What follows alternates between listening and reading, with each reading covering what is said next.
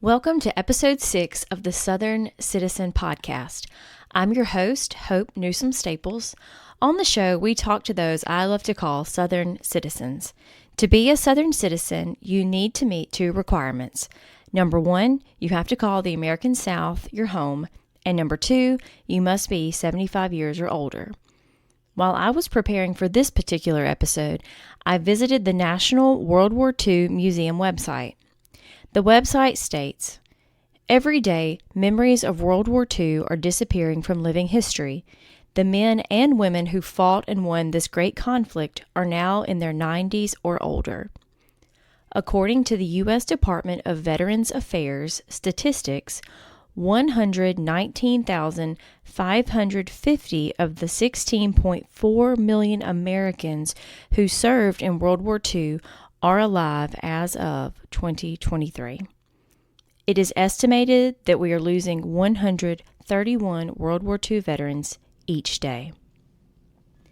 This means that there are less than 1% of the 16.4 million Americans who served during World War II still with us today.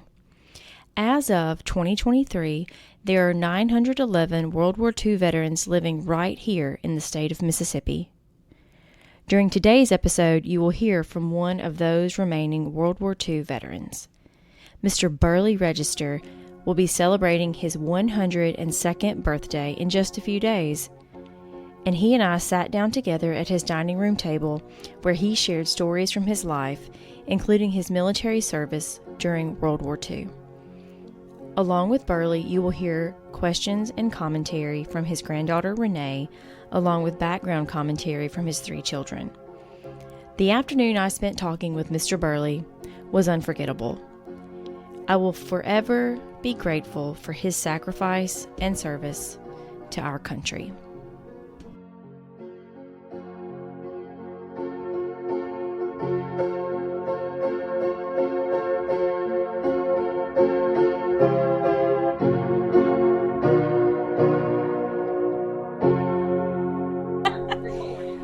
Okay, we're going to try this again, Mr. Burley. You ready? I forgot to hit nobody else on this but me. Okay, can you introduce yourself to me? Burley D. Register. And does the D stand for anything? Initial only. Initial only, okay. And is Burley a family name or just your parents liked that name? Just my parents come up with the name, I guess. Okay, I love it. Mr. Burley, when were you born? May the 30th of 1922. Okay, so you have a birthday coming up soon, right? Yes, ma'am. Okay, so how old are you right now? 101. 101. You're not going to believe this, but you are the oldest person I ever interviewed. Can you believe that? Yeah, I can believe it. Oh, you are hilarious. Okay, so where were you born, Mr. Burley? Morton, Mississippi. Okay. Up in Scott County. Scott County, Mississippi. Okay. Do you know any details surrounding your birth? Like, were you born at home or were you born somewhere else? I don't know that. But more than likely at home. Everybody else was back then. Okay, so that's a great point. You had brothers and sisters? I had 1 sister and 3 brothers. Okay, were they all born at home that you know of? No. Not sure. Okay. 1 was born in the hospital. Okay. The rest of them in the home. So if you're the oldest, you probably were born at home too, probably, we think. As far as I know, Okay. I don't quite remember that far back. Well, that's okay. I like to ask that question because a lot of people have a story yeah. that their family has told them about when they were born. So I like to ask. Okay, here's another question for you. What is your earliest memory?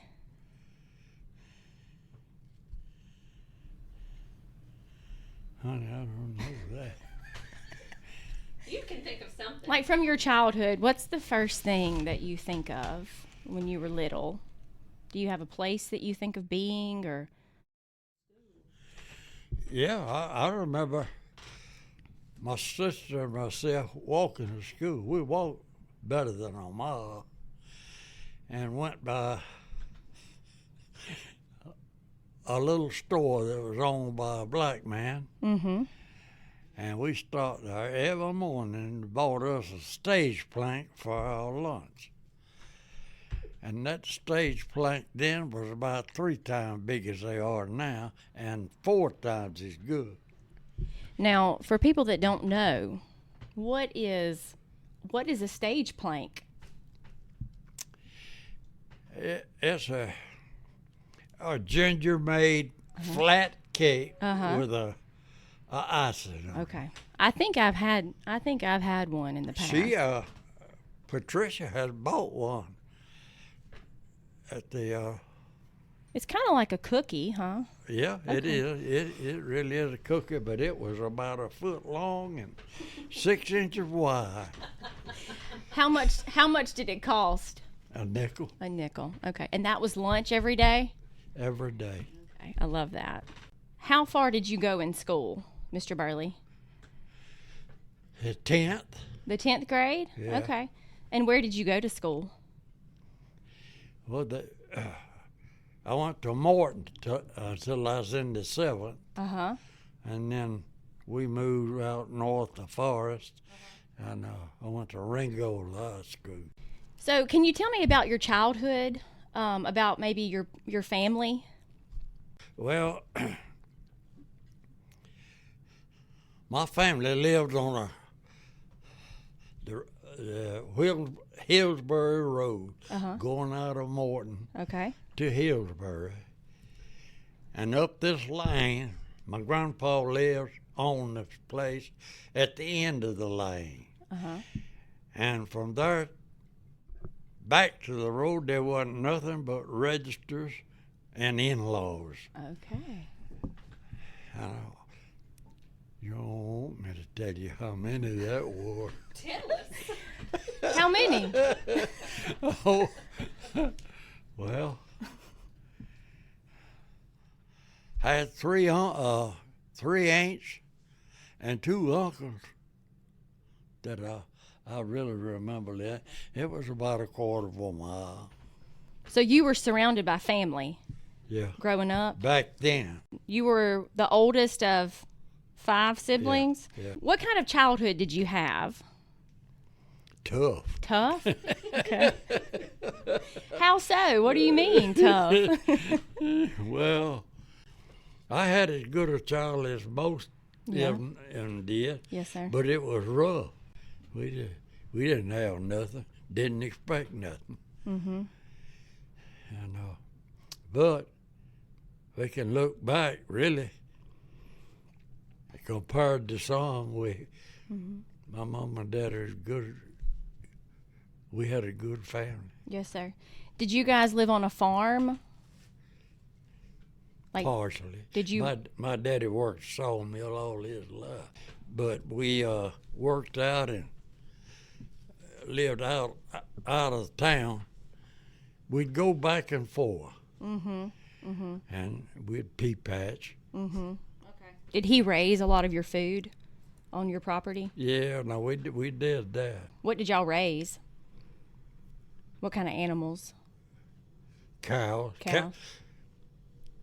Up there back then, cattle run out everywhere. They didn't know about how they stock in pastures. Of course, there was a few that did, but it was called open stock. They were cows in the streets of town.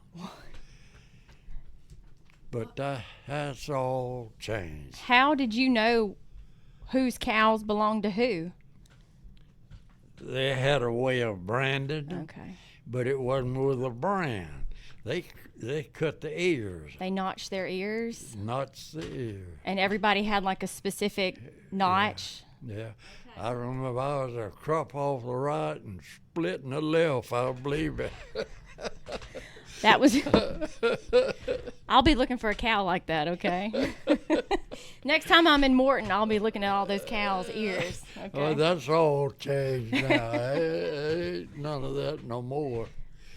But now, So you mean to tell me cows would just walk around town? everywhere, yeah. And late in the afternoon, we lived in Milltown, what they call Milltown. I reckon that company had 200 or 300 houses. That was a huge lumber company at that time. They had 2 log engines one went north and one come south. I remember sitting on the side of that rail track in the evening when we live in Milltown and watch them engines come in that evening with that load of logs. Wow. They had a great big pond with a slanted track. They'd go in there, take them chains off of them cars, and they all in the pond. And there was a boat out there, a man at the boat that guided them logs to a trough that went up in the mill. The mill will be way up off the ground. This was a huge mill at that time. And there's a black man out there on that pond with a stick. He guided them logs there.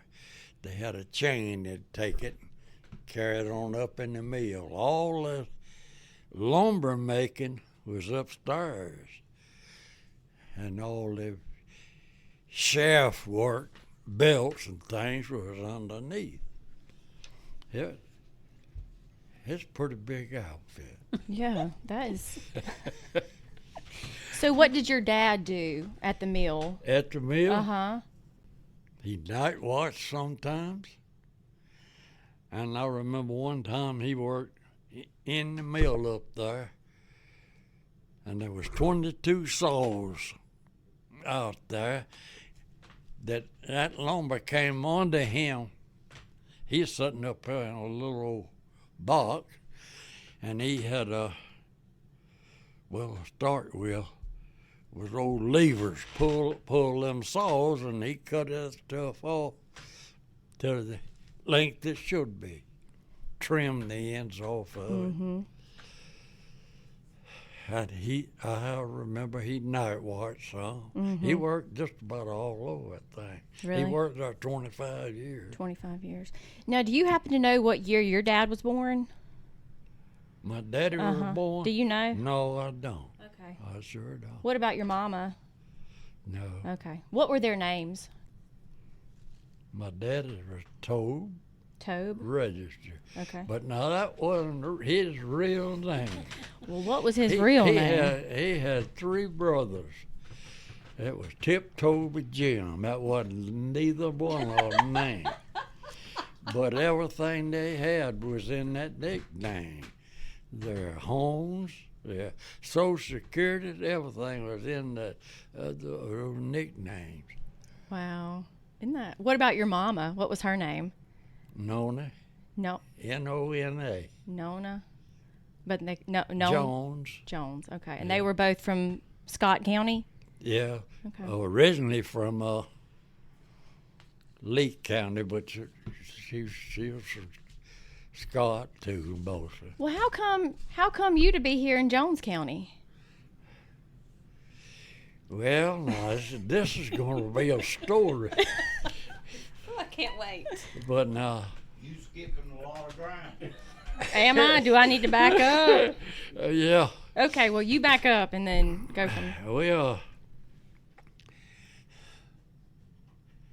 well, my dad moved first Uh-huh. down here because that mill in Morton had cut all that timber, and there Okay. was still lumber companies in Laurel, so he come down here and went to work. Yes, sir. But between that time, we had moved up north of Forest, and we had good neighbors. And one of the neighbors had kinfolks in Laurel. And my wife, Ruby, come up there to visit. And that's where I met Ruby. Oh. Yeah. Tell me about meeting Ruby. What was that like? Well, I had one over there. She had come up to visit her aunt. She had a first cousin there about like the same age as her. Well, I was over to visit my friend, which was a son to that family there.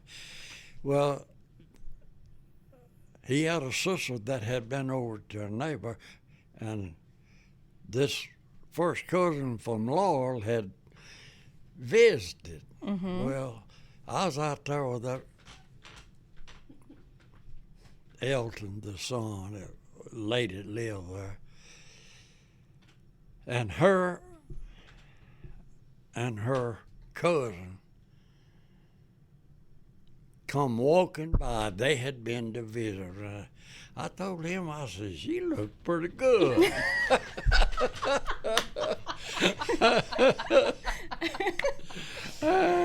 And I don't know, probably a couple of years from this, she become my wife. Now, how old were you when you saw her for the first time? Probably 19, Okay. 18. I was 20, I guess I was 20 years old. Because I was 21 when we married. Was she the same age as you, Ruby? No, she is. When we married, she was 18, I was 21. Okay. We didn't have to have nobody to, No, you didn't have to get permission from anybody no. to get married? I love that. That's how you guys met, huh? So Yeah. she was visiting from Laurel. Yeah. Okay. And then I didn't know at that time we'd ever live in Laurel. And, whoo. Them courting days was hard. I have to catch a bus to Laurel or hitchhike, but you could hitchhike there just about fast as somebody could drive. Back in them days. I come to Laurel, they lived about 2 miles out of town. Cost me a quarter to get a taxi out there. And I'd have to have 50 cents. Come and go, right? I'd have to have him to come back and pick me up. And that's the way most of our courting went. So that's what you call long distance It relationship? It was long distance then. Well, this is after we were married, Uh-huh. and I was in the Army. And Before you were it- married? It was before I was Okay. married. So what about Harvey? But I was in the Army. Okay. I got home on a furlough, and Mother and Daddy were living on 14th Avenue then. I come home, I was sitting on the front porch there one evening. I was still courting my wife. I wasn't married then. And there was a girl mowing the yard across the street. I decided I'd walk over and talk to her. And my wife had an aunt living next door to my daddy. Well, there was about 3 of them that evening. They got off at the cotton mill and was walking up the street there. And that brother of mine at that time was just a yearling boy at the house. He was on the porch. He was just a whistling and poking at them people. He's going to catch me out. They thought you were trying to talk to somebody else? Were you talking to someone else? Were you talking to her? Yeah, I was sitting on the steps with her. You weren't just talking, you were sitting on the steps with I her. was sitting on the steps with her, talking to her. I didn't have my arm around No her. harm in talking, nothing. right? No harm in talking. Well. Yeah, he was was sitting there and he was all whistling and pointing at them. Her aunts are coming up the streets there. So Ruby, she had eyes and ears everywhere, huh? Her family was looking out for her. They kept an eye on you. It was her people that was coming up the street. Uh-huh. It was your brother. It was Mom. your brother looking out. Oh, your brother. Yeah. Oh, I missed that part. Harvey Mom. was the brother. Harvey was your the little brother. Okay. He was my baby brother at that time. Yes, Oh, right. he was Yeah, protecting him. he was he was the one Oh, I'm sorry. whistling. There, they're coming. I thought you meant he was whistling to call you out. Okay. Yeah, he. Harvey was protecting you. Trying to keep me from getting caught. Okay, now it's all making sense, Mr. Burley. Well, so tell me about you and your wife getting married. How did you propose to her? To Ruby. How did what? How did you propose to her? Like, did you give her a ring, or y'all just kind of talked about getting I married? sent her a ring from Anniston, Alabama. I was in the service. Yes, sir. So you sent it through the mail? Yeah. Okay. There wasn't much other way then. Did you send a letter with it, or just the ring?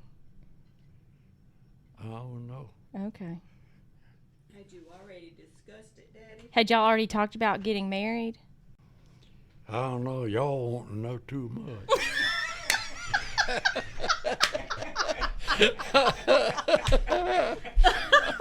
We meddling now, aren't Sorry, we? Mr. Meddling. Burley. You're meddling meddling. now. Well, I just never know. I don't know. I mailed her that ring now. Apparently, she said yes, Oh yeah. and you. Well, bound to have. I love. Where did you get married? In one of them little old houses over yonder in the Cotton Mill Village. Uh huh. Yeah. In Laurel.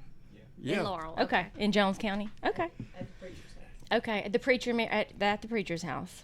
Okay, and the rest is history, right? Yeah. Mm-hmm. Well, there's been a whole lot of history. Well, let me ask you this. Renee mentioned a story about when you were in the service, and Ruby That's came right. to visit you, and you didn't believe it.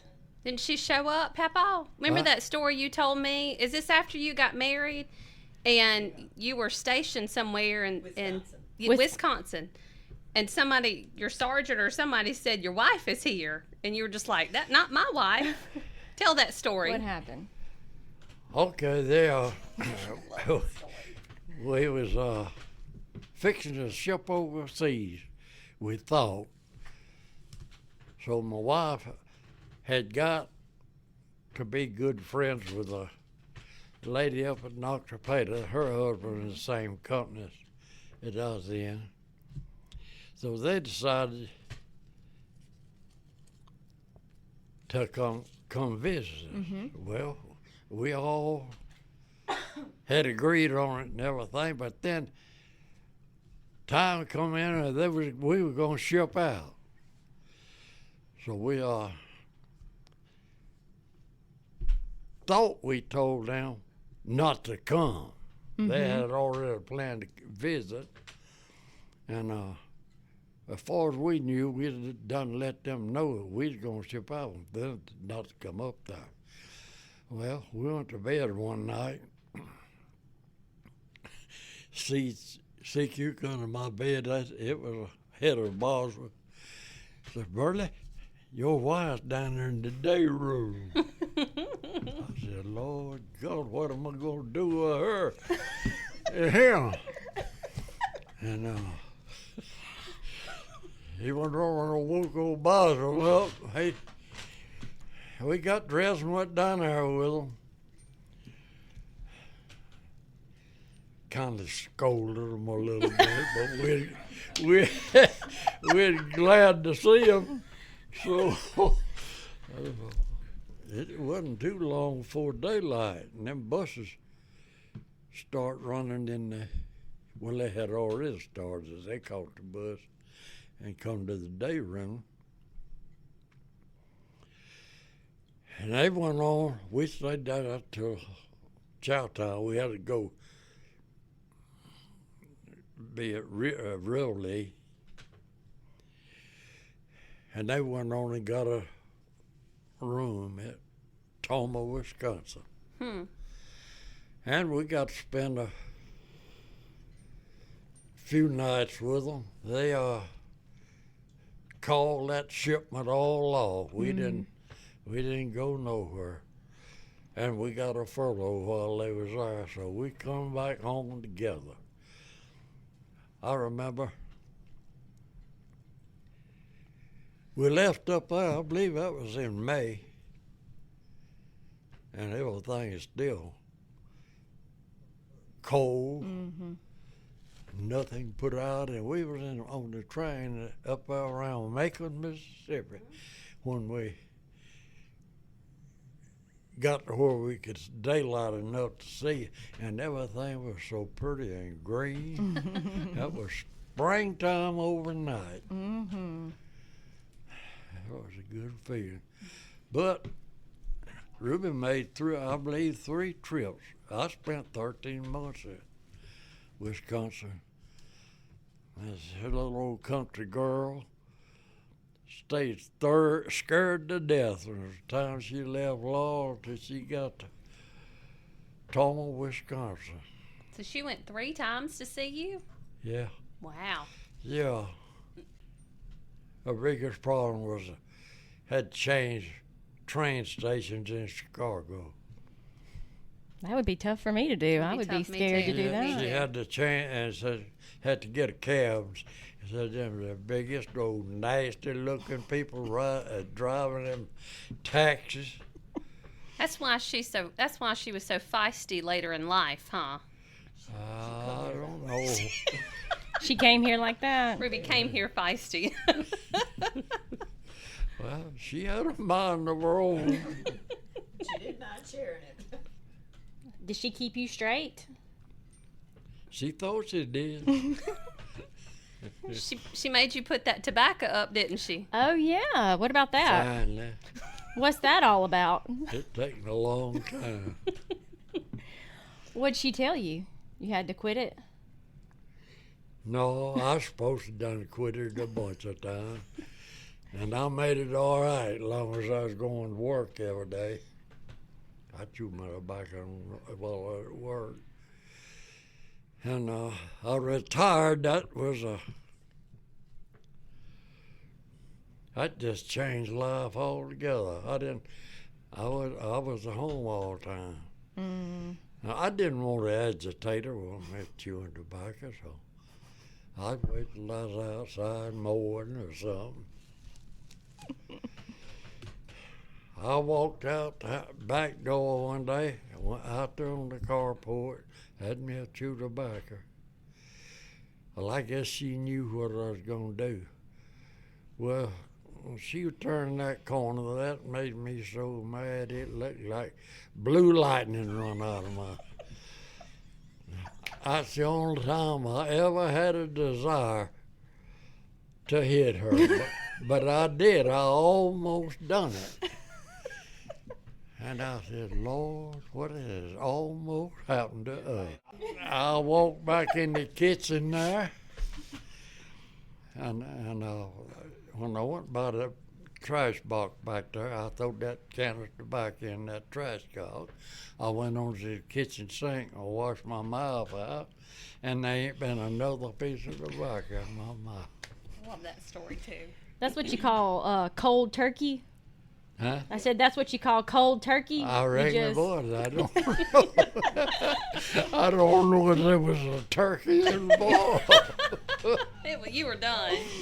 No. Well, I know I've got you and I got some of your kids and your grandkids. Are there any other Ruby stories? Or okay. Oh, we don't have. That would be for another podcast. Oh, okay. Okay. So let's keep We don't moving. have You got one? We don't Mr.? have time for Ruby, do we? Please go back to childhood. Just missed a bunch. Well, we lived at that time about 2.5, 3 miles from town. This was when you were a young boy? Yeah. Mm-hmm. And I was the oldest child. I went to get the groceries, and I had had so many till I just couldn't hardly carry 'em. But we lived off of the road, 200-300 yards. Mm-hmm. And I come down the road, but when I got to where it would be nearer to cut off through the woods than it would be go, I cut off there and hid part of them things in the brush, carried them on home, and come back and got what I had hid. But we had a hard life, but it was a good life. Tell me about your house that you lived in. Was there electricity? None whatsoever. No. Do you remember when you guys got electricity in your home? Well, this lumber company had, I guess they had 500 houses. Mm-hmm. And they had electricity. They had one drop, and that's all it was. But when we lived out in the country, which was about half at that time, we had lamp oil. And no, we didn't have no screens. And I remember our kitchen floor was out of these wide plank, and my mama had scrubbed that kitchen with a shelf mop till it was almost white as that. But we one time was without biscuit for breakfast. I don't know why that was, but we always managed to have biscuit for breakfast. Wasn't that during the Depression? Tell her what you can remember about the Depression. Well, we were living in Milltown at that time, and when the Depression come, the mill shut down. Come back here. You talk with your hands. The mill shut down, and people was, they didn't know what in the world was going to do. But it wasn't too long till it started back, and my daddy went back to work. Now, this was during the Depression. Mm-hmm. He went back to work for 10 cents an hour. He worked 10-hour days for $1. Mm-hmm. What you want to know? That's wow. That's unbelievable. Well, it happened. How many days a week? Did he work 5 days a week or 6 days a week? Or? I think he worked 6 days. I'm not real sure of that. Yes, sir. Did you ever go without food? No, we never went hungry. Mm-hmm. Did you know people that struggled to have food to Well, eat? there was a lot of them that struggled, but everybody had any type of a spot or anything. They were planting something. Mm-hmm. So I know we had some of the prettiest gardens you ever seen back then. Mm-hmm.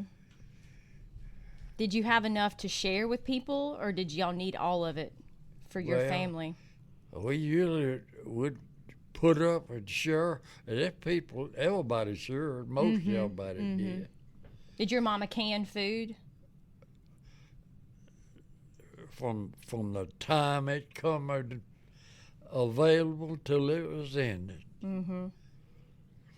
I remember going in a one-horse wagon about 9 miles from home to get some tomatoes. We got a one-horse wagon load of tomatoes. Them side planks were about 1 foot. That thing was full of tomatoes. We canned them tomatoes for a week. But You still can tomatoes? yeah, You like to grow a garden and yeah, can food still? sure do. Yeah, that's awesome. I got a rack in there now. Got tomatoes I can. I'm learning a little bit about that. My mom likes to can food, Yeah. and she wants me to learn. I need to. Well, I got the best recipe of tomatoes there is. Well, okay. Maybe I can get it later. Okay. Okay, I see we got a picture right here, Mr. Okay, Burley. tell her about your steer. Yeah. Oh, is this a picture? Are you in this picture? That was me, Okay. and was the baby brother at that time. But I had food, that little old calf, till I got him to working. I put a corn sack around his neck and some ropes for chains. So Daddy seen I had him pretty well going like I wanted, so he made out of the mill, boy, old belts and things, he built that harness and built that cart. And there ain't no telling how many pounds of scrap iron I have hauled with him, get chauffeur, such like. But now I was going down and get a load of water, a barrel of water. Summertime, we were, them old cisterns, that's all we had for water. I wanted to ask you about access to water. Everybody had an old cistern. You know what a cistern is? Can you tell us what that is? That's just a round hole, like a ice cream cone, hole dug in the ground, and then they had gutters around the house for the water to go in there. That's the water we had. And in the summertime, it could get, water would get low in it, wiggle tails would get in it. You'd have to strain it to use it.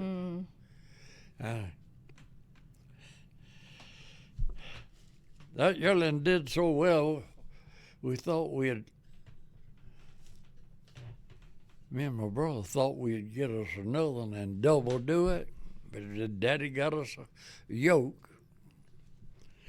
And we had them hooked up to that same little old carton, but we had the tongue in there and had both of them. And we was going to carry the clothes to a branch down there to wash. Well, we had that little new yearling, and we scattered clothes for a quarter of a mile, all in the woods. So that wound up double team. So double team was a bad idea? Yeah, we let that wild gentleman go and put our shaves back in the car. Oh my goodness. Okay, kind of tell her about how you got started as a truck driver, on the school bus. Oh yeah, can I ask you this? What about transportation? What was transportation like back then when you were a young boy? Well, it was just very few had a car, automobile. And Did you guys have a car? no, and there wasn't very many around us that had one either. Right. But what part did you talking about, Joe? I was talking about when Wilbur put you on the school bus. That's when you started driving. Yeah, we had moved off up north Forest to Ringgold School, and we were neighbors till the man that owned the school bus. And we were going back home one evening after school, and he stopped. I knew how to drive a little bit. He stopped, told me to get over on that wheel. So I drove the school bus on that end. One little girl says, "Oh, I'm gonna get off." He said, "Hit the ground." But she didn't get off. And I drove on that evening, and I drove the school bus a whole lot. That helped me out when I went in the Army. I got on truck pretty quick as I got in the Army, and that's what I done the whole time I was in. So can we talk about your military experience? Well, I was in the infantry. Mm-hmm. We I was on two 25-mile hikes. And there was a bunch of men that didn't make the full 24, but I made that. And Where was that? The hikes? at Camp, no, that was at Alabama up there. I don't know what it was. Is that your training? That was Yeah. in training? Had Fort six. Rooker, Alabama. Fort, Huh? Fort Rooker. Fort Rooker? No, it wasn't. It wasn't Fort Rooker. Something Hill. That's one of the biggest hills in Alabama, anyhow. So, Yeah. did you volunteer No. to go into the military, or were you drafted? I would. I was at home at Forest. Daddy had at that time had come to Laurel and went to work at a local mill down here. And the man that run the file room in Laurel, one of his helpers quit, or his only helper, and he needed somebody to. This is all before I went in service. And the man quit, and Daddy told him, Daddy's already come down and went to work, that I had worked in the file room, and I had at Morton. They come up there one night to get me, and I had a date with the prettiest little old school teacher. And then no telephones, I couldn't for. So that girl was stood up that night. I ain't seen her since. She's probably still waiting on you. Oh, and I come on down here, and I didn't work 3 or 4 months. So I got my notice to meet them at Forest to be picked up by a bus to go to Camp Shelby. And I went down there and went to, I forget what that training camp was in Alabama, but it's hilly country. How old were you, Mr. Burley, when you received your notice? I was 18, I guess. Okay. You were not married, right? You were still single? Yeah. Okay. Yeah, sure was. Okay. But now he had already worked in the CC camps. You worked in the CC camps? Yeah. Okay. What was that experience? What did you do? Help clear off people's pastors. Mm-hmm. That was, do you know what the CC camp was? I know something about it. Can you Well, explain? they had 2 or 3 different types. It was soil conservation. We went out in people's pastures and cut stumps off, cut down brush. Mm-hmm. And then there was some reforestry, well, soil erosion, that's what I was in, cutting them stumps and things off. And see all this Kudzu? kudzu? Mm-hmm. That was set out by the CC camp. And there was a reforestry. You ever been to that Roosevelt State Park at Morton? I think I have, actually, on a trip. I think I've camped there Well, before. the CC camp built that. I was in that camp when I got out. I had got transferred. And y'all planted, you said that was soil erosion, is what Well- y'all worked on there? Built a lake? That was a park camp at Morton. Mm-hmm. But the soil erosion over at Mendenhall, I transferred to Morton. So the soil erosion, they planted kudzu Yeah, to try to help, washouts and stuff. and that has caused all kinds of problems. That huh? stuff come from China. Real? Did it? It's an invasive plant, right? It's taken over, right? Yeah, that's something you ought not have never got, really. Yeah. Boy, you get around miles up there, Oh, it that's takes right. them hills. I guess that's good though to keep washes down. Okay, while you're at CC camp, you also drove an ambulance, is that right? What? You drove an ambulance? Yeah. There was a CC camp was black in south of Forest. Mm-hmm. And after I transferred to the park camp in Morton, that doctor at Morton taking care of the black camp south of Forest, I drove the ambulance for that doctor. And when we'd be over at that black camp, I was good as them officers. I slept in the officers' quarters. I ate in the officers' quarters. And then I go back to Morton. I was in with the bunch. So, I had some good parts and I had some bad parts. So how long were you involved with the CC camps? Honey, you got me now. I mean, like 2 years maybe, or you think? Probably a year and a half. Okay. I, Did you enjoy it? I enjoyed that $30 a month I get. It's $30 a month. $30 a month. Army wasn't getting but $21 a month. Boy, there's a big stink come about that, so they started paying the Army $30 a month. And but $21 would buy you 2 or 3 tanks of gas. And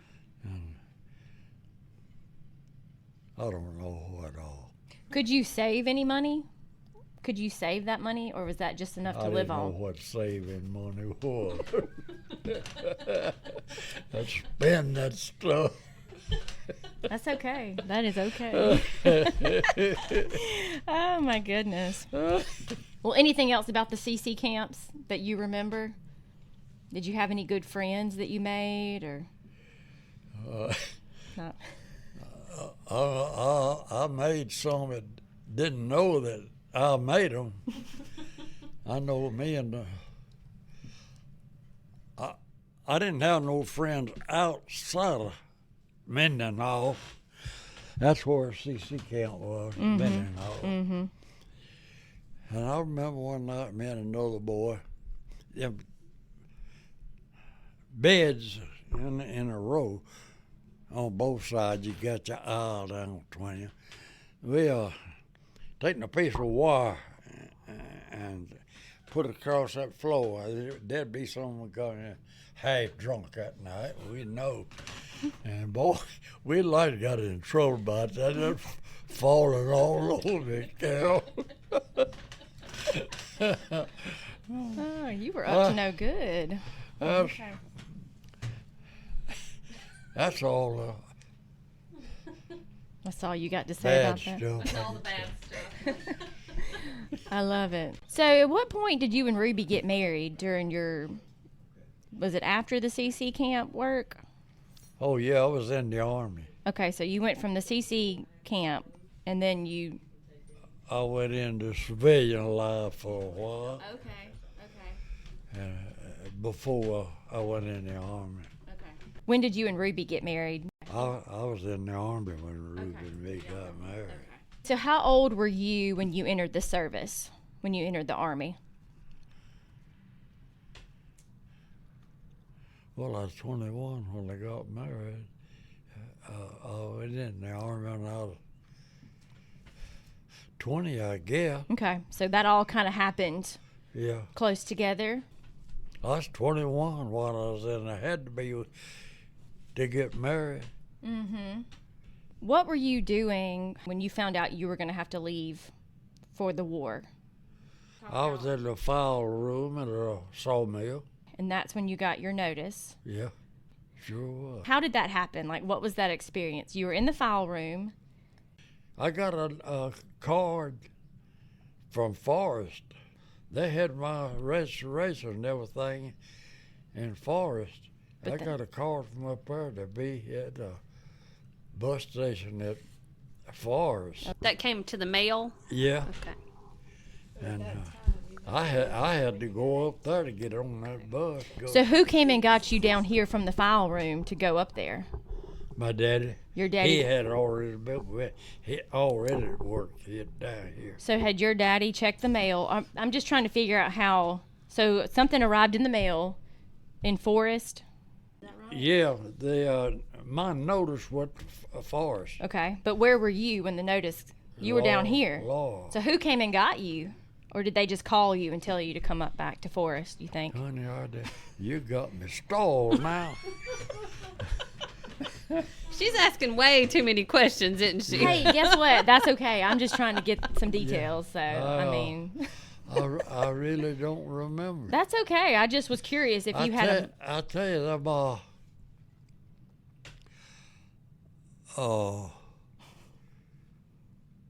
draft board Yes. associations or whatever you want to call it.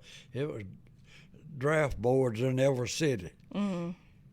and they kept up with you. Right. And I just don't really remember that part. But of they it. found you, no doubt. Yeah. Right. They tracked you Yeah, down. they sure did. Okay. So, when you were drafted, did you choose to go into the Army, or did they say this is the branch you're going into, or how did that work? That notice Mm-hmm. was to be on at the bus station at a certain time. And a bus would carry me to Camp Shelby, and I was automatically in the Army Okay. when they got down Okay. there with me. So they said this is what you're doing. Yeah, You're headed to that's Camp right. Shelby. That's right. From that time on, they told me what to do and what not to do.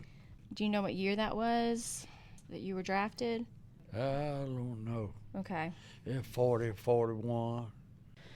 Because Pearl Harbor was in 1941. Well, it was over in 45. I was in there. Is it 45, 43? Must have been 41. 1941. So not long after Pearl Harbor, probably you got drafted, we think, maybe? Ooh, I remember when Pearl Harbor got bombed.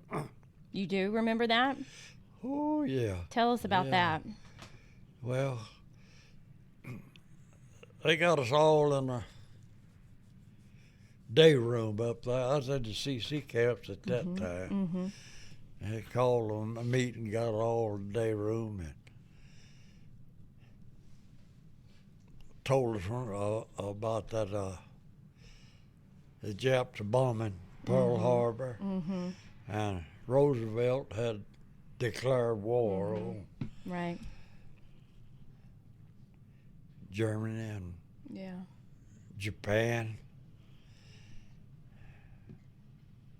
And it was war from then on. And that was right before Christmas, because it was in December. December 21, wasn't it? I think it happened on this December 7th, Yeah, I was just- sure was. 1941. So it was going into the Christmas season. Yeah. Mm-hmm. Sure was. That's been a long time. Could you believe that, or were you just kind of in shock that that had Well, happened? I don't know. It didn't bother me too much. Yes, sir. It didn't bother you back then because you was going to have to go. Didn't have sense enough, I don't guess, to be realize what it was actually. Did you realize at that point you were probably going to be involved in World War II at that point? Or had that really entered It hadn't really entered my mind. Mm-hmm. Oh, it was too hard to take care of the times of that That's right. time, not think about somebody else's time. Yes, sir. Leading up to you going to Europe, where did you go? Did you do all your training at Camp Shelby? No, I left Camp Shelby and went to that camp in basic camp in Alabama. Okay. We keep trying. Yeah. And I went from there, spent 6 weeks there. I went to Fort McClellan, Alabama. Mm-hmm. And they were forming, making up a division. Mm-hmm. And I don't know how long we stayed there. It wasn't but a few weeks, so I wound up in 385th Infantry. Mm-hmm. Headquarters company. And we were there just a short period that they was making up a 76th Division. Mm-hmm. And we went from there to Camp McCoy, Wisconsin. And there, where we done a lot, we was there 13 months at Wisconsin. That's where we got a full dose of training. Mm. And I wound up in communication equipment.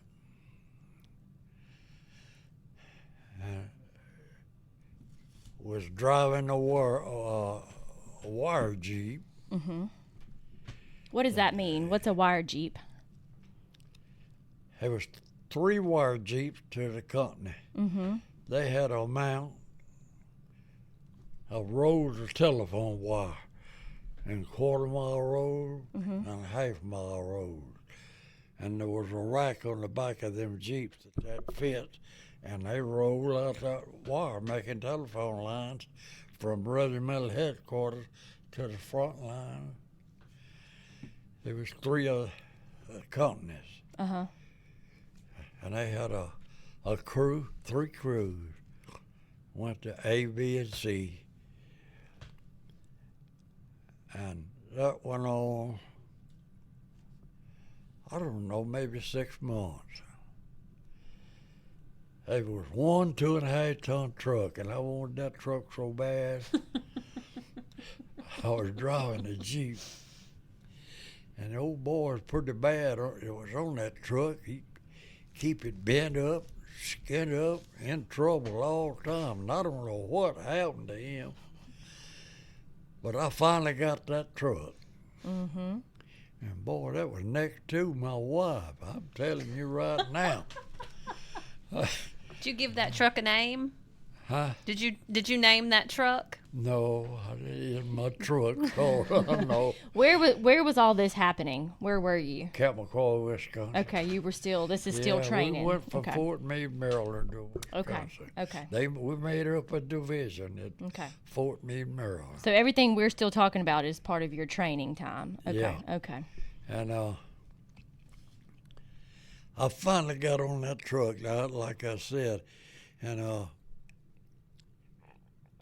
I was in that wire crew before I got that truck, on a wire Jeep. Sometimes whoever drove that wire Jeep, there was three crews in there. They had a driver and the other 2 handled that wire. Well, I wanted that truck. I finally got it. And boy, I loved that truck. I mean, I'd take care of the thing. We'd get on and go off with them problems. And all I had to do on them problems is hide that truck in some bushes or something. Take care of it. And we was there 13 months. Mm-hmm. And went from there to England. Yes, sir. Tell her about the day that y'all left. Left on a Thanksgiving Day. We was eating Thanksgiving dinner, and they run in that Miss Hall and hollered, "Pick up the drumsticks if you can. We gotta go."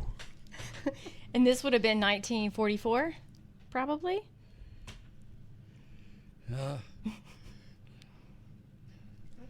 Honey, I don't know what year it was.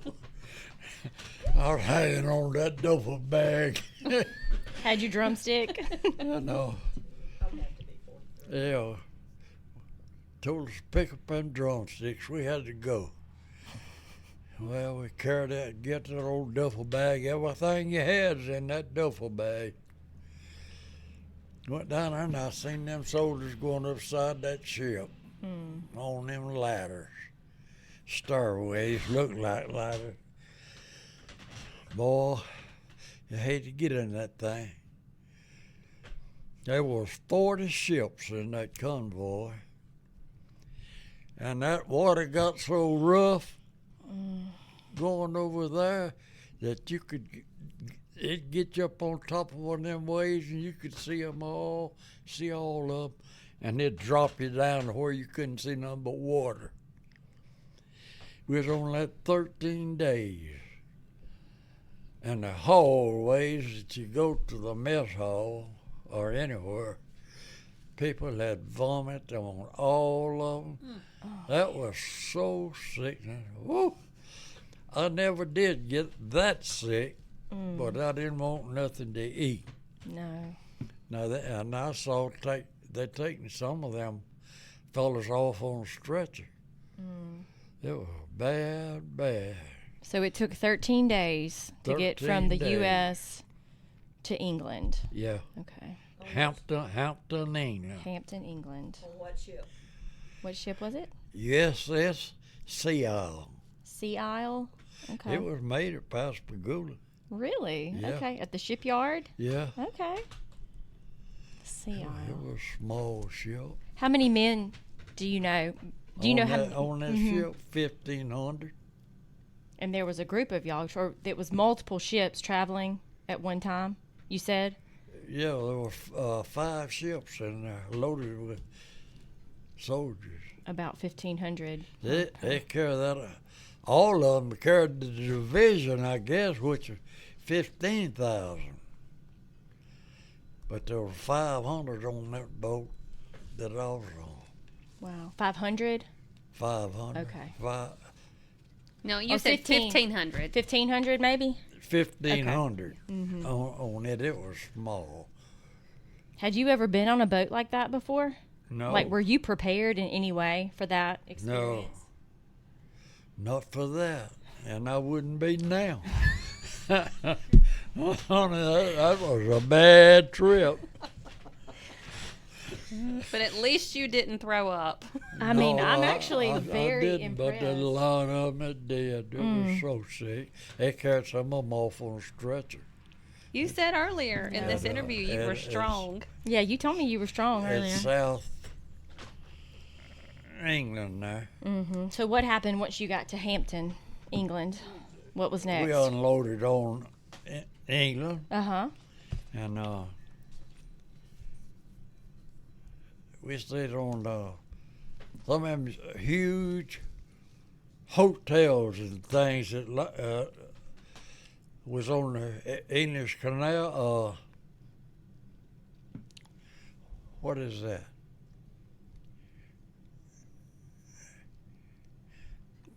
Between England and Between England and France.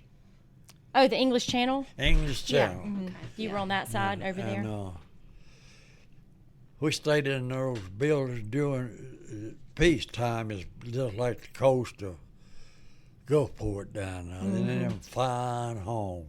Mm-hmm. And I went to a motor sergeant and me went to Liverpool, got me a brand new truck. But it wasn't like that truck I left in Wisconsin. That I left in Wisconsin had a nice metal cab, heater, and all that stuff. That sucker had them old canvas sides. Nothing like that. But it was a good truck. And I had hoped all the time if I ever left Wisconsin, I'd go where it was warm.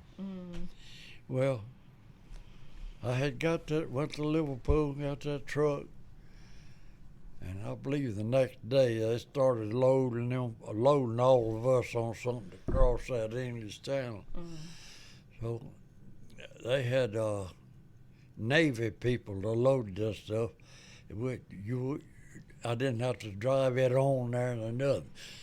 They took my old trailer and backed it down in there on that LCT and dropped it down, and then took my truck and backed it down over that tongue. Well, they got us loaded, and the best meal I ate while I was in the service was on that little LCT taking us across out of Eden's Channel. They fed us a steak dinner, and it was fine. What is what is LCT? What does that stand for? That's a landing craft. It's a Navy thing that put tanks, trucks, all that stuff on. Because that's a pretty short distance, right, from England. I think it's 20-something miles of water across there. Anyway, we got loaded on that thing, and I don't know what time, it was getting on close to dinner time. Anyway, they fed us lunch on that. That was the best meal I had while I was in service. And we got on over to Lahore, France. Put us all up on top, because he was going up on the bank. And you hear that thing running over old ships and stuff, but he went on and let the front of that thing down on the ground. Wow. And I always hoped that I left Wisconsin, I'd go where it was warm, but I drove off on a foot of snow in France. So you landed in France. Okay, yeah. You were in France. Lahore, France. But it was already secured. Drove all night long with nothing but them cat eyes. That's two little eyes on the back of your vehicle and two of them on the front. And they ain't no bigger than your thumb. Why was that? Were y'all trying to be secretive? Driving blackout, what they call blackout. it. And we didn't know where we was. Didn't know how far we was from the front, but you could see flash of light, artillery, way off. We didn't know how far off it was. I tell you, it's getting pretty serious then. You saw it. Did you have a map, or were you just following the person in front of you? Followed somebody else, and we drove all night long. What was the road condition? Like, was it icy, or? It was snow covered, about a foot deep. Were you having, was driving difficult for you, though, in that? No, kind of weather? not too much, no. Okay. Yeah. And the next morning, about the middle of the morning, we drove into Belgium. And there was Belgian soldiers there watching that crossroads. And one of them fellows, he said that's when that Battle of the Bulge was on. He told us there were 4 or 5 of them German soldiers under that snow there. But when we went on to, I can't think that little old country's name. Not Belgium? Anyway, it's the little old country between Germany and Belgium. We wasn't in Belgium too much. Luxembourg. Yes. Okay. Luxembourg. We that's where we set up combat. Up for combat was in Luxembourg. And How long were you there in Luxembourg? Oh, a couple of weeks. We lost one soldier out of our company while we was over there, and that was right there. I'm gonna look it up on the map, Mr. Burley. What happened to that soldier? Well, our troops relieved them others. There was 2 machine gun nests off in the distance there in the woods. Mm-hmm. Our commanders were warned of that, but when we taken control of that, we had a smart aleck commander. He wanted to see about that, so he sent our INR platoon. The snow was on the ground now, but they had snow-covered gear. They were sent to check out that machine gun nest. But they got too close before they knew it or something. Them Germans opened up fire on them and killed one boy, 19-year-old Smith was his name. Another one got shot through the ear. That bullet went through his ear and out the back of his helmet. And that's the only boy that we lost out of our company, and that was right. We had just got in combat area, because we wasn't on the front line. Mm. So. And they never did get that boy's body that I know of. Right. So y'all had just been there a few days. Yeah, when he was killed. Just got there. Yeah. Wow. We stayed there, and then for 2 weeks, I guess. Mm-hmm. And they had to cross the Saar River to go into Germany. Mm-hmm. And so it got all of us together, and they was going to do a 2-hour bombardment of that German emplacement across that river. 2 hours, maybe 1 o'clock or 2 o'clock. They was going to let it cease for an hour and then do it for another hour. Now, I don't know how many was lost in that. That was one thing they done, was gather up their casualties fast, as quick as they could. I seen one, but when we moved, I'd be the last one, because I had all the communication equipment, that wire. And that all gone, got out of sight. And there was a little old narrow road that way down. It went into the wood, just a little bit of wood before you get to the river. I seen an artillery shell hit in that road right at the edge of the woods. I said, good Lord, that ain't good at all. But that's the last artillery shell I seen hit. Mm. But the Corps of Engineers had put a pontoon bridge across that river. Mm-hmm. Well, we went on across that day and had to go up the mountain, like get up on top. They told us up there, we'll probably be here 2 weeks. So it was a motor sergeant, a mechanic, and myself. We pretty well stayed together. Mm-hmm. We got up there together. They said we'll probably be here 2 weeks, so get prepared to stay 2 weeks.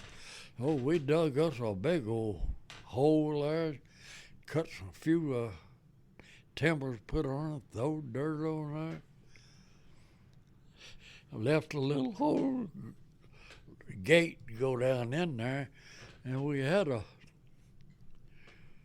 move our water cans and everything inside. Our motor mechanic, he was scared to death all the time. And we got to talk about, had that little hole coming down into that foxhole. He said, we got talking, said the German could get inside this grounds here and it won't have to do nothing, drop a hand grenade and kill all 5 of us. It wasn't but a minute, he had a water can and he was stacking it over that hole that come down there. And while he was doing that, somebody reached up and got one of them old coffee cups and hit the side of one of them cans. And boy, he was a button out wall. How mean. Was it you that did that? Did you do that, Mr. Burley? Was that you that did that? No, I don't think so, but I wasn't too good to do it. Well, But they wound up putting 3 bridges across that Saw River, and I had to cross nearly every day, go back and get more wire, and until they moved the dump past that river. And when you come back in the afternoon, some of them was blowed up, wasn't it? Yeah. One that ought to be crossed here, be blowed out. Have to cross one to the other. That was an engineer's job, and they done a good job, dude. They put a pontoon bridge across that Rhine River, and that you cross that Rhine River on that bridge, and that steel all clanking. They done a good job. so, Mr. Burley, I know that during that time the front was changing a lot, maybe during battle. Did you ever worry that you were going to go over into enemy territory? No, I never did. Never felt that you No, were. I never did. So you were behind friendly lines? I was behind the front line. Yes, sir. Yeah, Okay. sure was. Did you meet some German soldiers? 12. Do tell. I had went back for That was one of my questions. a load of wire, Uh-huh. and they had them supply dumps. What is that? Say that again. A supply dump? Dump. What do you mean by that? We call it dump. What does that mean? What is that? What is that? Yeah. That's where supplies are. Okay. Where they Like a warehouse? some of it might be in a warehouse, but it's out on the ground. Okay. Anywhere. It's just there. You just dump it, that huh? stuff's just there. Yeah.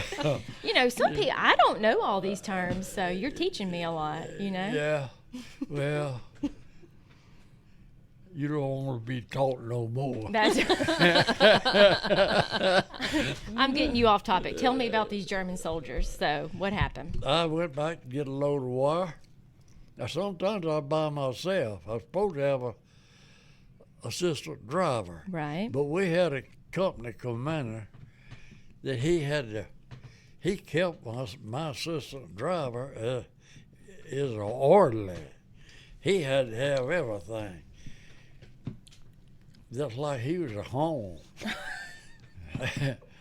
But this particular trip of Master Sergeant in a company that didn't have nothing to do really. I wondered a lot of time what his job was. But he rode with me that day to get away from the company. I done got my wire, long way back. That road was just straight as it could be, but it looked like it's in a swamp like. 12 German soldiers walked out across that road with their hands laced over their heads. Well, it was one of the time they had on overcoats. You didn't know what they had on them overcoats, but I couldn't just run through them, because if it had automatics or something, I wouldn't have had a chance. I just drove right up to them and stopped. I couldn't speak German and they couldn't speak English. So we were a pretty tight spot there. Well, finally found out they were hungry. Got them up on top of that wire there and went on. He got to the company. I went in the office and told the company commander I got 12 German soldiers out there on the truck. What? Oh, he bounced out of there. Look, he was on the phone right quick. Get somebody come get them from here. So you picked them up? Yeah. Did they have weapons? Huh? Did they have weapons? No. They had hid them things in the wood. And they were I didn't know what they had though before we stopped. okay. It was towards the end of the war, and they were hungry. They was surrendered. They was hungry. They wanted something to eat. What do you think about that, Mr. Burley? When you know, two countries were fighting, but you met people, right? That they were just hungry. Like, did Yeah. that change how you viewed the war or what you think about war? Well, it'll make you think of it. Yeah. It's terrible. We'd our front line would take one of them cities. Mm-hmm. Well, those people were all ordered to go to the church or schoolhouse, all that, and then we was assigned to them houses, them people's houses, and you definitely, according to international rules, you ain't supposed to destroy nothing that belongs to them people. And I don't know if nobody did. I'd done something one time. It made me feel bad. You still got a gift of conscience. Yeah. What did you do? What was it? We was in a house, had a whole bunch of fruit in jars, and 5 pints strawberry jam of strawberries. I couldn't let that alone. We was there a couple of days, but anyway, I had to eat all that strawberry. All of it? Every bit of Half that. all. That is unbelievable. And that lady that house belonged to made out like she didn't have enough cover or needed to get some. She wasn't after nothing but them strawberries that I had to eat. But she didn't know that I was the one that had eaten it, because I didn't tell her. That's the only thing. Is The only thing you feel bad. Do I you think about that sometimes? That you shouldn't have done that? Yeah, I think about it, especially when we get talking about it or something. Yeah. Well, can I go back to those German soldiers? Did you guys feed those German soldiers? We didn't. Did somebody? But they prisoner where they were holding prisoners. They just of war. took 'em there? I didn't know where it was, but Okay. they feed them. How did they act around y'all? Were they just quiet or just? Quiet. You couldn't carry on the conversation. You couldn't understand them. They And- weren't aggressive or anything. No. Yeah. No. Okay. No, not at all. Well, I should have brought you some strawberry jam. I know what to bring you next time. Okay. Did you eat it on bread or you just ate it out of the jar? Honey, I don't remember. All I know, I can remember I eat it. And you still thinking about it, huh? You still need to tell Yeah. that lady if she's listening today, maybe you can tell her you're sorry, huh? She may hear you talk about it one day. Okay, can I ask you this? Your truck that you drove, did you have a specific weapon that you kept on your truck in Yeah. case? What was it? M1, a 30 caliber rifle. Did you ever have to use it? No, I was never face to face none of them, except that time it was all come across that road, and there wasn't no shooting down there. Yeah. Did you grab your weapon when you saw them that time, the German soldiers? Did I have a? Did you get your weapon out at that No. time? You didn't feel like you needed it then? Okay. So you never had to use your weapon while you were... Not one time. Going back to his truck, Yes, sir. they'd get 2-day furloughs if they kept that truck to inspection. That's going way back there when I was in Calvert, Wisconsin. Oh, I this got- is going back to training Yeah. this time? Oh, okay. It's Calvert, Wisconsin. Ruby was up there then. I done married. You were... And I heard that them MPs is just like a highway patrol out here. They'll stop you and Okay. they check your vehicle out. If there's something wrong, your company commander would get a letter. Oh, I found out where they were. Boy, I take that truck, I'll wash it, check that tire pressure off, go all, just be sure it was up to date. Ruby was up there at this time. And I'd find out where there was having a stopping place. That's where I'd go. Somehow or another, I'd find some reason to go to there and get stopped. I done that 2 times, I know. I get a 3-day pass. Okay. But they finally, too many got wise to that. It didn't last. They too figured you out. long. Well, can we go back to your time in the war? When you would drive your truck, what would be your typical route? Like your day-to-day job when you would drive that truck? Stay put if I wasn't going after more wire. Did you have to go get more wire every day, or it was Not every day. Okay. Sometimes it would be maybe once a week.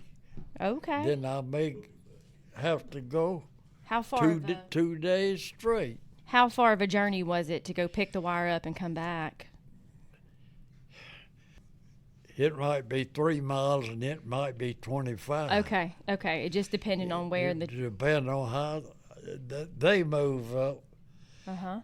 As dump moved up with the front line. The dump would change according to the front. Okay. I had to hunt that thing up every day. How did you find it? How did you know? Well, I really don't remember Okay. that part of it. You figured it out, though, huh? Yeah. Well, so what would you do if you had some days where you didn't have to travel to pick up wire? Would you help around? Would you help do other things, or? No, Just- I just sat around and that trip.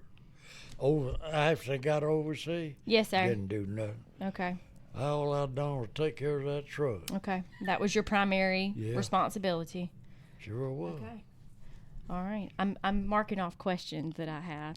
So, in your truck, did you keep extra gas cans or fuel in your truck in case something happened? Was that part of your? I kept there was 2 5-gallon cans, one on each side on the Okay.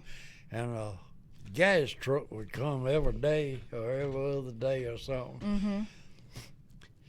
Loaded with 5-gallon cans. I'd have to go to that truck and get enough 5-gallon cans to keep my truck up. Did you ever break down or have any issues with your truck when you would travel? I'd had the rear end to go out on it one time, and What did you do? our mechanic just pulled. See, it had that double back axle.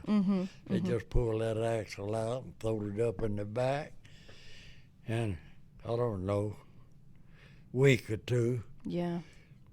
ordnance come got it and put me another rear end under it. All right. Well, so during this time, it was winter, correct? It was cold weather. Yeah. How did that impact your experience? Well, you just stayed warm best you could. Yeah. That's all. What were the conditions? We had Were you warm? well, yeah, we had good clothing. Okay. We sure did. Okay. And food wasn't? Did you always have something to eat? It wasn't too bad. Mm-hmm. Did you have any close friends that you made while you were there? Well, I made a real good close friend. And one of his wife came up Right. with Ruby, but he didn't miss that time that they broke our thing up. He was in D-Day. That you've seen the pictures that the soldiers jumping over in that water. He was in that. He got shot in the stomach, and but he did get to come back. He didn't die then, but he never was healthy no more. Yeah. Were you there with other Mississippians that you knew of? When I was inducted, we went to training camp. We had a whole platoon. It was from Mississippi, and there was 3 platoons, 2 platoons. There was 3 in the company. It was from New Jersey and New York. And on the drill, they just ate us up. We was old country boys from Mississippi, couldn't march worth a flip. We was bad. Peppa, what about that time you told me that boy, you were in a hotel and he stole your britches and then he ended up on your truck? Do you remember that? Was that over in Germany that he ended up on your truck? No. Where was that? In Virginia, and I used to Wars Road with him. Oh, I never mind then. Go back to your question. That's for another day. Well, let's hold that. We'll get to that question. Okay. All right. So, when did you find out you were going to get to come back home? Well, the war was over, and we knew we was coming home. Okay. So, but there was they were going to keep the lowest, the people that had been in the service the lowest time to stay. The one that's been gone the oldest would go home for a 30-day furlough. Well, I done got sent back down into a camp in France.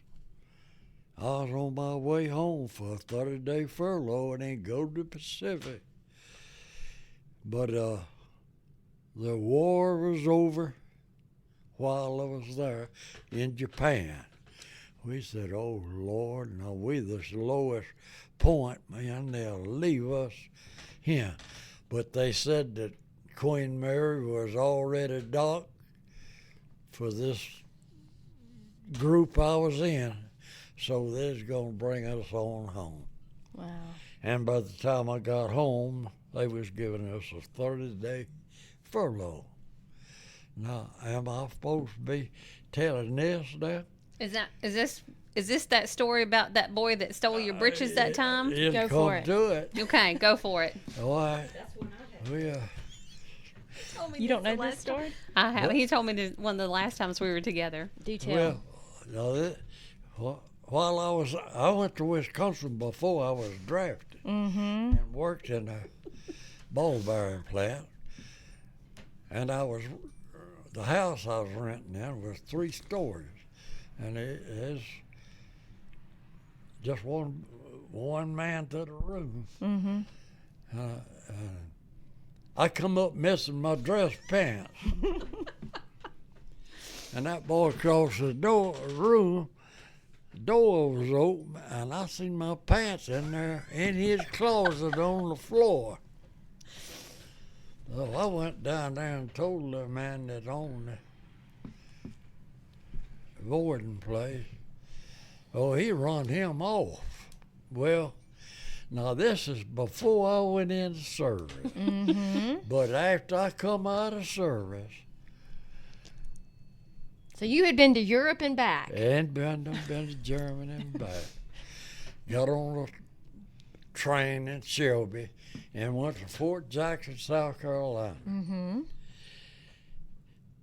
And was sent to a barrack up there, and I hadn't been in that barrack but just a few minutes. A company commander called me for me to come to the order room. I said, Lord have mercy, what have I done now? But he said, I see your, I forgot what they call it, memo or something. Yeah. You was a truck driver. I said, yes, sir.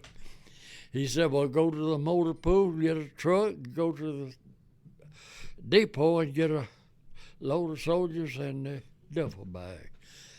Oh, okay. So I went and got my truck,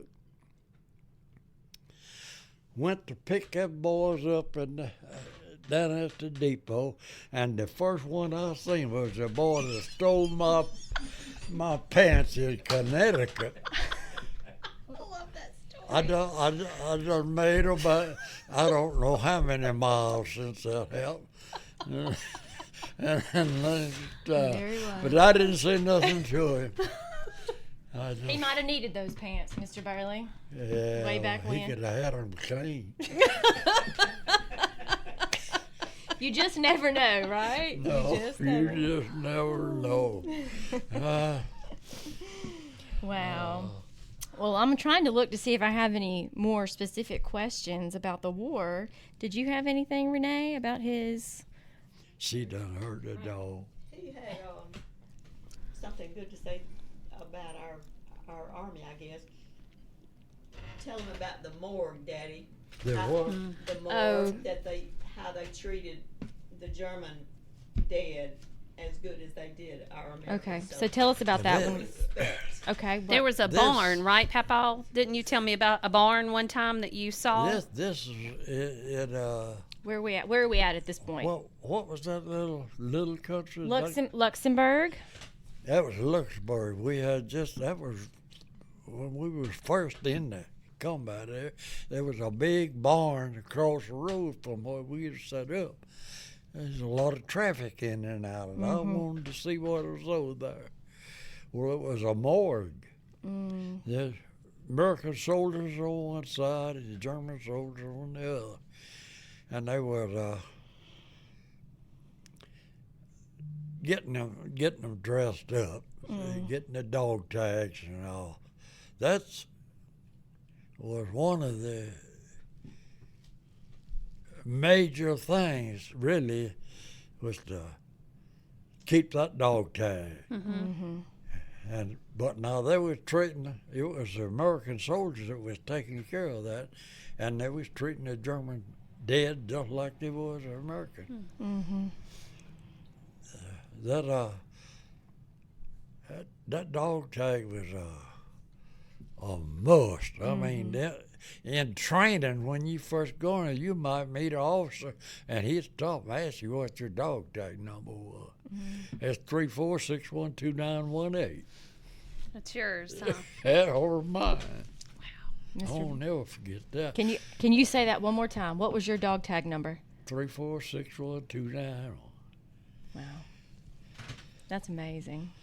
3461291. Do you still have your dog tags? No. Okay.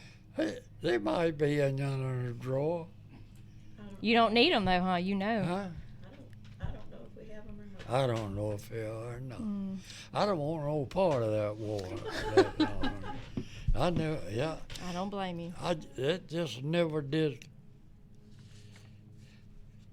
What was probably the toughest thing you saw, Mr. Burley? Sweetheart, I don't know that. Okay. Because you were you involved in any kind of combat? No, Okay. never was. I Okay. was never on the front line. Okay, so you were able to see some of the places where the Germans would I could have. I didn't go. We were real close, and they give everyone a chance that wanted to go like a concentration camp.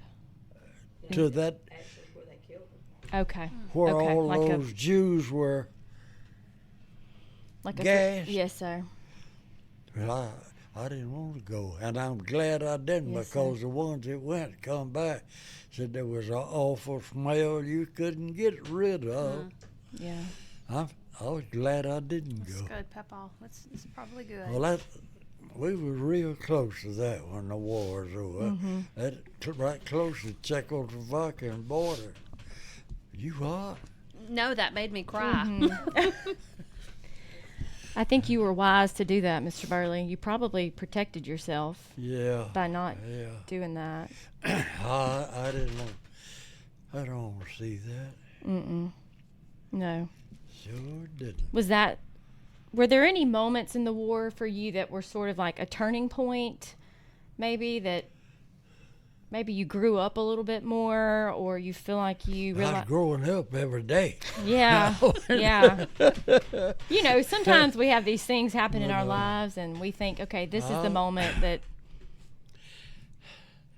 Honey, I made it good through there. Yeah. I really do. Now, Ruby write me nearly every day. Yeah. You're Did you write Ruby? every chance I had. Did that help you get through? Yeah, every chance I had, I would. I might not get no mail for 2 weeks. Yeah. Then I'd get me a handful. I crawl up under that truck. I lay them out there according to the date, and I'd read them as she wrote them. So even though you weren't getting mail every day, you knew she was writing you letters, huh? Yeah, That they were coming. every day. And some of them fellows wouldn't get a letter for months. That it make you feel bad. How did the war make you feel towards your family and just the idea of love? Well, I loved them all. I sure did. No, I don't know if it had anything to do with that Yes, part sir. or not. What about your patriotism? Did participating in World War II influence the way you think about being an American? Well, a full-blooded one. Yeah. Yeah. Yeah. I know you're proud of what you were able to do. Yeah. I hope I know how to do it again. Yes, sir. I hope none of my youngins have to. Yeah. Could you have ever known what you were going into? Like, were you at all prepared? Not really. No. Okay. It wouldn't do for you to know a whole lot of that. It's really, wow. That's right. Do you ever, do you think about your time in World War II often? Well, pretty often. You do? Yes, I do. I lay in that bed a lot of times and think about from the time I was big enough to remember all the way through all of it. Right. Yeah, I do that. I do it pretty often. Did your time in the war shape who you became? Did it what? Did it influence the person you became? Like when you got home? Well, Were you different? I don't think so. Okay. Not really. Yeah. I was who I was going to be before I went in there. Or did you appreciate coming back to the United States? Very, very much. Yeah, sure. Well, so, Mr. Burley, I have a few wrap-up questions that I want to ask you, just about you in general, not the war necessarily. Well, first of all, tell me about your hat. Where did you get that hat that you're wearing? Where did I get it? Some of your family gave it to you? Okay, your World War II hat. Honey, that cap means a lot to me. Do you wear that? Your cap, it says World War II veteran. Do you wear that every day? No, You don't? Okay. just when I go out. Do you wear it when you go To dinner? Yeah. I Did sure it- do. Tell us why you wear it to dinner out sometimes. Well, one reason I do, that the biggest part of the time, somebody comes up and pays my meal. And they should, shouldn't they? And they paid for 3 meals today. There was a man that paid for my meal and Allison and ours. Today? Where were y'all? Waynesburg? So you don't mind people talking to you about No. your service? No. I love that about you, Mr. Burley. I go to Charlie's, I get lunch paid for down there half of the time. What do you Got hers paid for Yes, one you time. sir. Yes, you did. what's your order at Charlie's? What do you get at Charlie's? Huh? What do you like to eat at Charlie's? What's your favorite food at Charlie's? Fish, isn't it fish? Catfish. Okay, I always get the boiled shrimp when I go to Charlie's. Yeah. You get that catfish? Well, I usually eat catfish. That's a fish house. Yes, sir, it is. Well, I love the fact that people Honor you. honor you on a daily basis. And I love the fact that you're out and about, right? I mean, you're going places. and Absolutely. your family spends time with you. And There's a lot of people that's paid for my meal at Charlie's. More there than anywhere else. you're like a celebrity, huh? Are you I guess famous? so. He's the oldest man in Jones County, I'm not sure. Are you the oldest man in Jones County? Far as I know, I don't know that. Okay. So I'm talking to the oldest man in Jones County right now? Probably. That's what we're going to say anyway, If I had right? to- We're if- going to say you are. If you had to bet, huh? Okay, so let me ask you this question. You're 101 years old. You're about to be 102, but how old do you feel? Well, some days I feel 101. Uh-huh. No. But I actually feel good. Yes, sir. And you're in good health, right? I'm not hurting. Yes, sir. Yeah, I'm in fairly good health. Mm-hmm. What's your morning routine? Well, the first thing is take my medicine, Uh-huh. my blood pressure. Sometimes you check your sugar. I check it every other morning, and you're about in Oh, you every check your- other way. You check your sugar? And You check your blood pressure every morning? yeah, Oh. And every night. I do that every morning. What else do you do to your children? I call each one of them, let them know I'm up. And Every morning, huh? I'm up and I'm okay. I do that before I eat most of the time. You call every one of them. Every one, yeah. If I can get them to answer. Sometime I have a little problem with that. What time do you get up every morning? I ain't got no certain time. About 9, isn't it? Oh, do you sleep in a little You've bit? been sleeping late, hadn't you? I don't. Oh, okay. So I'm looking at a picture of you holding a chainsaw. And that was 2 years ago? And he just did it this time. And you still run that chainsaw sometimes? Yeah, sure do. That's no small feat, Mr. Burley. And Papa, you cook your own breakfast, don't you? Huh? You cook your own breakfast, don't you? Yeah. What do I cook? A biscuit, a couple of eggs, and 2 pieces of link sausage, about like that. Homemade biscuits? No. I make the same kind you do, probably. I'll assure you, them homemade biscuits is the best, but I ain't got up to that yet. Well, you better get on it. What about coffee? 2 or 3 cups every morning. Do you take anything in your coffee? No. Okay, nice. So you kind of have a routine every morning, huh? And y'all know Mr. Burley's okay if y'all hear from him. Does he call you, Renee?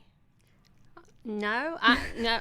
Well, you will call me sometimes, but not to tell me you're okay. You'll just call me to. I've cooked breakfast, Christmas breakfast for Yeah. us, and he called and thanked me. And he'll call me every once in a while. He's got to tell me something, or he'll call me. He's got my digits. Yeah, Do you text or do you only call? just call. Just call. I like that. I can't go that texture. I don't blame you. What kind of phone do you have? An iPhone or a flip phone? Flip phone, House phone. Oh, you have a house phone. but he has a flip phone too, doesn't he? Have a I tried to get them smart phones, but I couldn't handle it. I understand. Papa? understand. Is there anything that you want to say about Mamaw? Is there anything you want to say about Mamaw? Nothing but I loved her. How long were y'all married? 73 years. That is amazing. That wasn't long enough. Mm. That's the sweetest thing you've said all day. You hang around, I'll say something else after a while. That is precious, Mr. Burley. What are you most proud of in life? What did what? What are you most proud of? Oh, no, there. Apparently not your children, huh? That was supposed to be an easy I'm sorry. What makes you proud? What makes you proud, Papa? Huh? What makes you proud? What makes you happy in life?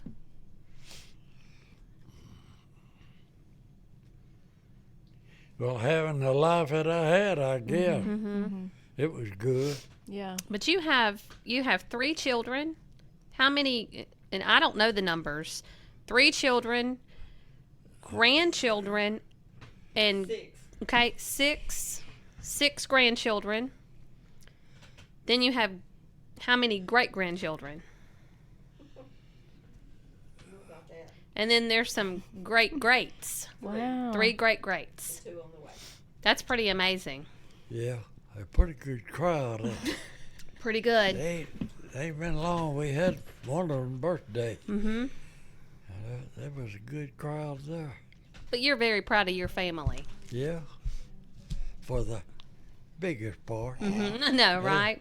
You just say next. There's some questions you can choose to pass on. You Yeah. are so hilarious. Yeah. Okay. So I got one for you, Mr. Burley. What is your what are your goals for the next few years? Like, what do you want to do with the rest of your life? Stay as healthy as I can. Uh-huh. I love working in the yard, Okay. and I just hope I keep doing it. Mm-hmm.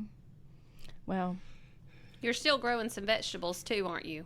Huh? You still grow a few vegetables too, don't you? Okra special. Mm-hmm. I love okra. Is that what you're good at growing? Yeah, Okay. I may have to borrow some. Can I get some seed from you? you can.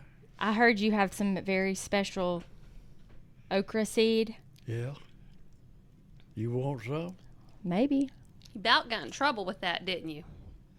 No, I think I got plenty. I can give her a. You almost didn't have plenty. Remember? You called me up. Yeah. You got in trouble, didn't you? But I got plenty. You do now. How Yeah. How old is that okra seed? Huh? How old is the okra seed? Better than 100 years old. Is it from Scott County? No. Okay. Where is it No. coming from? Wayne County. Mr. Lee Dunnigan. Wife Mm-hmm.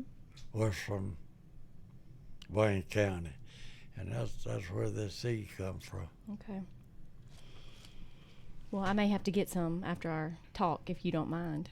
I'll got me some. I'll give you some. All right. Well, Mr. Burley, we've been talking for about 2 hours. Boy, it's your past off, right? Probably better shape than we I know. I've pretty much asked you every question that I had written down. But did y'all have anything else that y'all felt like was important to ask him? I know we got to talk about Ruby on another interview, maybe. We can do an interview about the married years again. Well, Can I come back? yeah. Okay. Your children are very important to you, right? Always have been. Yeah. Yeah. They're not too big for you to spank still, are they? They're not too big for me to want to. Yeah. You are full of these one-liners. He's good. I'm loving it so much. Well, I think that the fact that your children, they seem to adore you, and I think that speaks a lot to you Yeah. as a father. Well, I call them every morning when I get up, all three of them. And if I don't hear from them, I like to know why. Yeah. Yeah. Well, Mr. Burley, unless you have anything else you'd like to say? No, goodbye.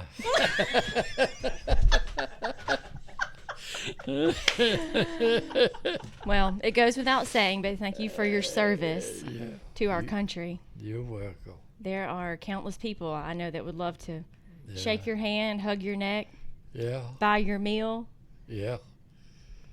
and you'll never know. I have. I've had a lot of meals paid for. Sure have.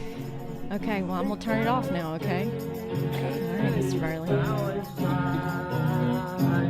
Help us now, blessed Savior, as we go on